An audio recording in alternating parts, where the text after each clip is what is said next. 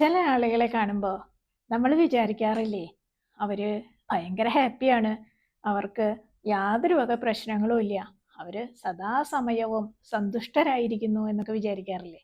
എന്നാല് വാസ്തവത്തില് ഈ ദൂരക്കാഴ്ച പലപ്പോഴും ശരിയാവാറുണ്ടോ? ശരിയായിരിക്കുമോ? ഒരിക്കല് ഒരു സർദാർജിയുടെ വീട്ടിൽ നിന്ന് എല്ലാ ദിവസവും ചിരിയുടെ ശബ്ദം മാത്രം പുറത്തു വരാറുണ്ടായിരുന്നു.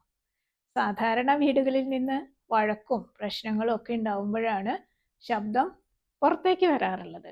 ചുറ്റുപാടുമുള്ള വീടുകളിൽ സ്ത്രീകളും പുരുഷന്മാരും ബഹളം എടുക്കുന്ന സമയത്ത് സർദാർജിയുടെ വീട്ടിൽ നിന്ന് മാത്രം ഒരു വഴക്കുമില്ല, അവിടുന്ന് എപ്പോഴും പൊട്ടിച്ചിരിയുടെ ശബ്ദം മാത്രമാണ് കേൾക്കാറുണ്ടായിരുന്നത്. അതുകൊണ്ട് തന്നെ അയൽക്കാരൊക്കെ ആകെ അത്ഭുതപ്പെട്ടിരിക്കുകയായിരുന്നു, എന്താ ഇവർക്ക് മാത്രം ഇങ്ങനെയെന്നുള്ളത്. അവസാനം അയൽക്കാര് ഇക്കാര്യം സർദാർജിയോട് ചോദിച്ചറിയാന്ന് തീരുമാനിച്ചു. അങ്ങനെ സർദാർജി ഓഫീസിൽ നിന്ന് വരുമ്പോ ആളുകളൊക്കെ കൂടി വഴിയിൽ വെച്ച് തന്നെ തടഞ്ഞു നിർത്തി സർദാർജിയോട് ചോദിച്ചു, ഞങ്ങള് ഒരു രഹസ്യം അറിയാൻ ആഗ്രഹിക്കുകയാണ്. സർദാർജി ആകെ അത്ഭുതപ്പെട്ടു. എന്ത് രഹസ്യം, എന്താ കാര്യം, എന്തിനെ കുറിച്ചാണ് നിങ്ങൾക്ക് അറിയണ്ടേ എന്ന് ചോദിക്കുകയാണ്. അപ്പോ ഈ ആൾക്കാർ പറയും, ഈ പരിസരത്തുള്ള വീടുകളിലൊക്കെ പലപ്പോഴും വഴക്കുണ്ടാവാറുണ്ട്, അവിടുന്ന് ബഹളങ്ങൾ കേൾക്കുമ്പോൾ ഞങ്ങളൊക്കെ ചിരിക്കാറുമുണ്ട്. എന്നാൽ നിങ്ങളുടെ വീട്ടിൽ നിന്ന് മാത്രം അങ്ങനെ ഒരു അപശബ്ദവും കേൾക്കാറില്ല. അപ്പോൾ ഞങ്ങൾക്ക് അങ്ങനെ ഒന്നും രസിക്കാനും തോന്നിയിട്ടില്ല, എന്നാലും അതിൻ്റെ ഒരു രഹസ്യം ഞങ്ങൾക്ക് അറിയണം എന്ന് പറയാണ്.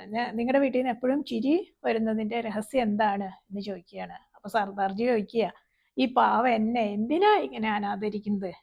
സത്യം പറഞ്ഞാലേ ഭാര്യ ഓരോ പാത്രങ്ങളും വസ്തുക്കളും ഒക്കെ എടുത്ത് എന്നെ എറിയാണ് ചെയ്യാറുള്ളത്. അപ്പോൾ ആൾക്കാർ ചോദിച്ചു, അങ്ങനെ വസ്തുക്കളും സാധനങ്ങളൊക്കെ എടുത്ത് എറിയേ, അതിനെന്തിനാണ് ഇങ്ങനെ ചിരിക്കണേ എന്ന് ചോദിക്കുകയാണ്. അപ്പൊ പറയും, ചിരിയുടെ ശബ്ദം പുറത്തു വരുന്നത് എന്തിനാണെന്ന് ചോദിക്കുമ്പോൾ സർദാർജി പറയാണ്, ചിരിയുടെ ശബ്ദോ, അത് അവളുടെ ഉന്നം തെറ്റുമ്പോ ഞാൻ പൊട്ടിച്ചിരിക്കുന്നതാണ്. പിന്നെ അവരുടെ ഉന്നം ശരിയായ സ്ഥാനത്ത് കൊള്ളുമ്പോ അവർക്ക് സന്തോഷമാവുമല്ലോ, ആ സമയത്ത് അവർ പൊട്ടിച്ചിരിക്കും. അങ്ങനെ അവർ മുൻപോട്ട് പോയി, ആ ജീവിതം അങ്ങനെ മുൻപോട്ട് പോയി. സർദാർജിക്ക് ഒരു 50 വയസ്സ് പ്രായമായപ്പോൾ സർദാർജി കോടതിയിൽ ചെന്നിട്ട് ഡിവോഴ്സ് ആവശ്യപ്പെടുകയാണ്. അങ്ങനെ ഡിവോഴ്സിന് കേസ് കൊടുക്കുന്ന സമയത്ത് മജിസ്ട്രേറ്റ് സർദാർജിയോട് ചോദിക്കും, കല്യാണം കഴിഞ്ഞിട്ട് എത്ര കൊല്ലായി? 30 കൊല്ലത്തോളായി. സർദാർജി പറഞ്ഞു, വിവാഹമോചനത്തിനുള്ള കാരണം എന്താ? എൻ്റെ ഭാര്യ വീട്ടിലുള്ള പാത്രങ്ങളൊക്കെ എടുത്ത് എന്നെ എറിയാണ് എന്ന് സർദാർജി പറഞ്ഞു.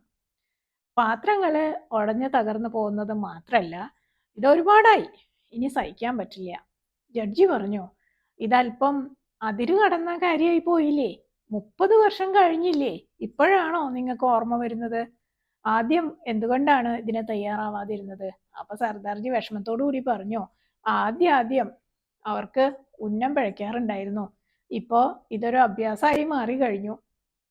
അതുകൊണ്ട് തന്നെ എനിക്ക് പൊട്ടിച്ചിരിക്കാനുള്ള അവസരം കിട്ടുന്നില്ല, എറിയുന്ന പാത്രമൊക്കെ സർദാർജിയുടെ മേത്ത് കൊള്ളുകയാണ്. അപ്പോ ഇപ്പൊ എപ്പോഴും ചിരിക്കുന്നത് ആരാ? ഭാര്യയാണ്. അത് കാണുമ്പോൾ എനിക്ക് സഹിക്കാനും പറ്റണില്ല. വസ്തുക്കള് തകരേ ചുളുങ്ങേ പൊട്ടിപ്പോവേ എന്തെങ്കിലും ആയിക്കോട്ടെ, എന്നാലും എനിക്ക് ചിരിക്കാനുള്ള ഒരവസരമെങ്കിലും ഉണ്ടാവണ്ടേ. ആദ്യമൊക്കെ രണ്ടുപേർക്കും ചിരിക്കാനുള്ള അവസരങ്ങൾ കിട്ടുന്നുണ്ടായിരുന്നു, ഇപ്പൊ അതില്ല. അതുകൊണ്ട് ഇനിയും എനിക്ക് സഹിക്കാൻ പറ്റില്ല, ഇപ്പൊ എനിക്ക് ചിരിക്കാനുള്ള അവസരം തന്നെ കിട്ടണില്ല, അതിനുള്ള സാധ്യതയുമില്ല. കാരണം അവളുടെ അഭ്യാസം അത്രത്തോളം ഉറപ്പുള്ളതായിരിക്കുകയാണ്. എവിടെ നിന്നാലും ശരിക്കും പരിക്കേൽക്കുന്നുണ്ട്. പിന്നെ അവളുടെ ഒരു പൊട്ടിച്ചിരിയോ തീരെ സഹിക്കാൻ പറ്റില്ല. ആദ്യം ഞാനും ചിരിക്കുമായിരുന്നു, അപ്പോൾ കാര്യങ്ങളെല്ലാം ശരിയായിരുന്നു. നോക്കുക, പുറത്തു നിന്ന് നോക്കുമ്പോൾ നമ്മൾ കേൾക്കുന്നത് അല്ലെങ്കിൽ കാണുന്നത് ഒരു പക്ഷേ ചിരി മാത്രമായിരിക്കും. പക്ഷേ ആ ചിരിയുടെ കാരണം എന്താണെന്നോ അവർ കടന്നു പോകുന്ന അവസ്ഥകൾ എന്താണെന്നോ നമുക്ക് പുറത്തു നിന്ന് നോക്കുമ്പോൾ മനസ്സിലായി എന്ന് വരില്ല. നമ്മുടെ നിരീക്ഷണം ആത്മനിരീക്ഷണമാവട്ടെ, നമ്മുടെ വിമർശനം ആത്മവിമർശനമാകട്ടെ, തിരുത്തലുകൾ സ്വന്തം ജീവിതത്തിൽ നടക്കട്ടെ. ദിനം പ്രതി ഓരോ രംഗങ്ങളിലും കൂടുതൽ മെച്ചപ്പെട്ടവരാകാൻ ഇത് നമ്മളെ സഹായിക്കട്ടെ.